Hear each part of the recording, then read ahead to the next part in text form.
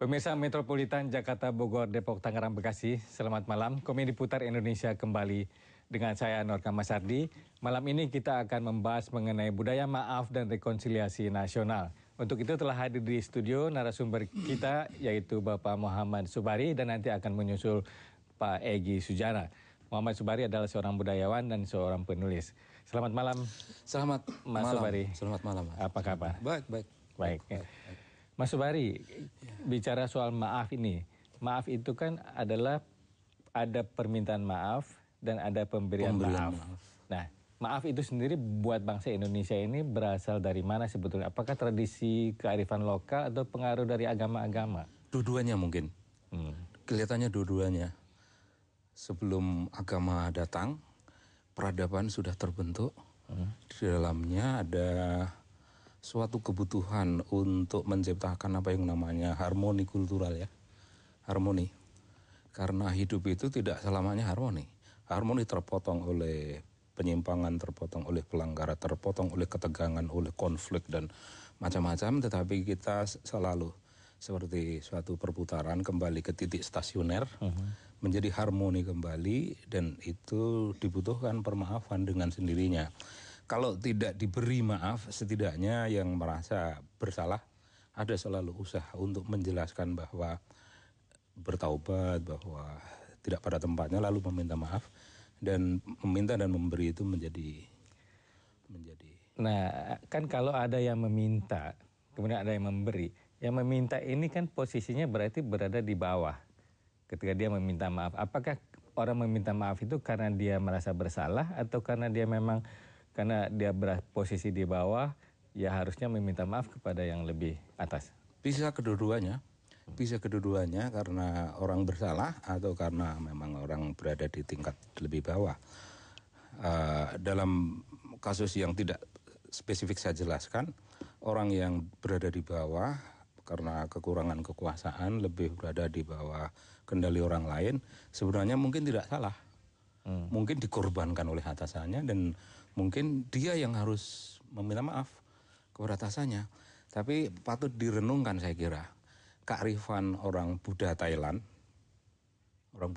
atau mungkin orang Buddha pada umumnya, giving is more important than taking dalam hidup. Meskipun dalam formulasi barat itu hidup adalah proses give and take.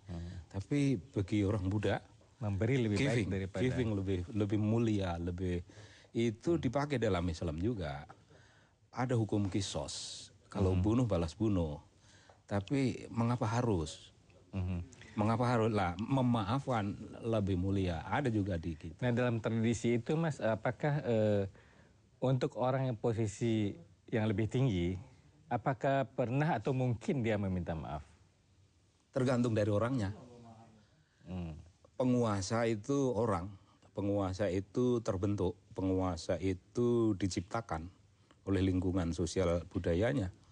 Kalau dia dari awal mula orang yang memang mengerti keharusan-keharusan kemanusiaan, dia lupa jubah-jubah kekuasaan, lalu dia menjadi manusia. Saya ingin dalam hal ini merasa bangga kepada mereka yang menjadi manusia lebih dahulu, menjadi orang lebih dulu daripada menjadi penguasa. Tetapi di Indonesia ini orang menjadi penguasa dulu, baru nanti kalau perlu menjadi orang. Nah, ketika menjadi penguasa itu pertama dia bisa bukan orang. Penguasa bisa bukan orang, penguasa bisa representasi dari suatu struktur kekuasaan, bisa representasi dari suatu arogansi, bisa representasi dari suatu keserakahan, keangkuhan dan begitu banyak watak yang sebetulnya bertentangan dengan kebutuhan masyarakat untuk lebih manusiawi.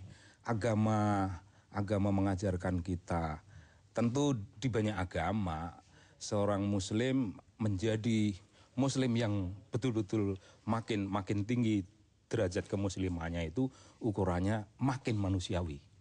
Nah, tadi Mas Subari mengatakan bahwa maaf itu untuk membuat harmoni kembali dari sesuatu yang terjadi lah misalnya konflik.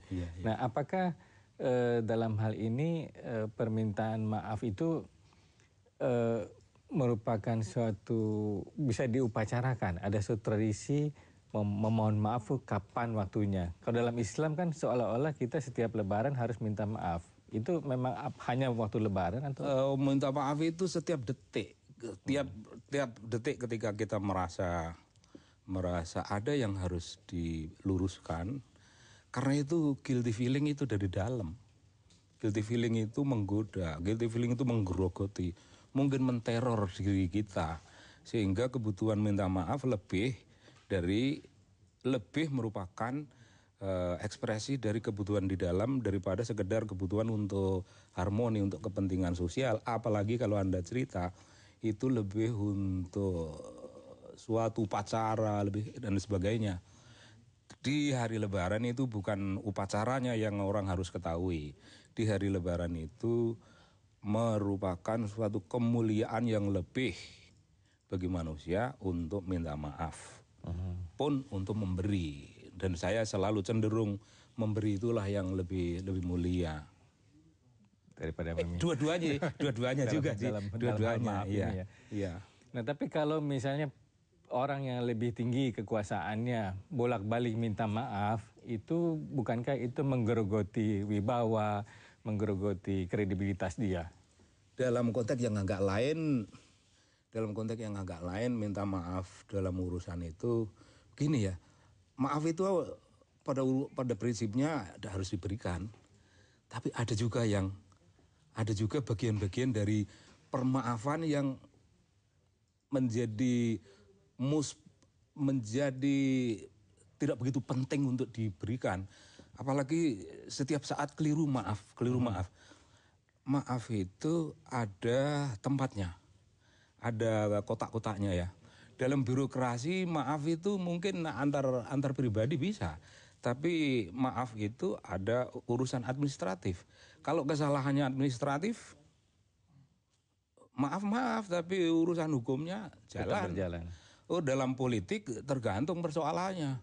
Kalau setiap saat ada kesalahan dan kesalahan itu diulang-ulang dan maaf, saya kira Tuhan juga capek itu. Ya, Mas, kemudian ini maaf itu kan kalau orang merasa bersalah. Nah, apakah ketika orang mengatakan meminta maaf itu sudah terkandung di dalamnya pengakuan terhadap kesalahan? Iya,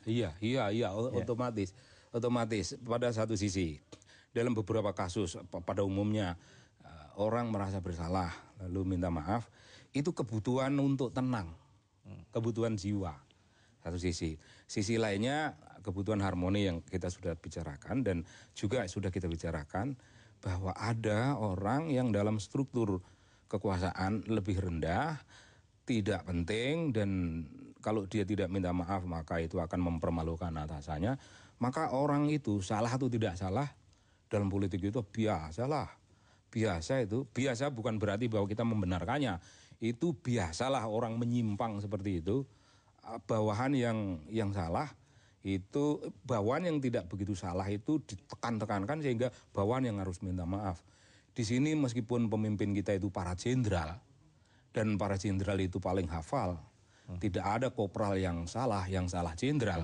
Tapi dalam implementasinya jenderal tidak boleh salah.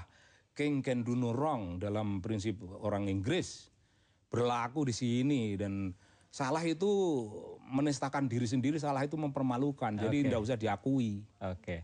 Baiklah, Mas Sobari, kita istirahat sejenak. Pemirsa, Komedi Putar segera kembali. Tetaplah di JAK TV.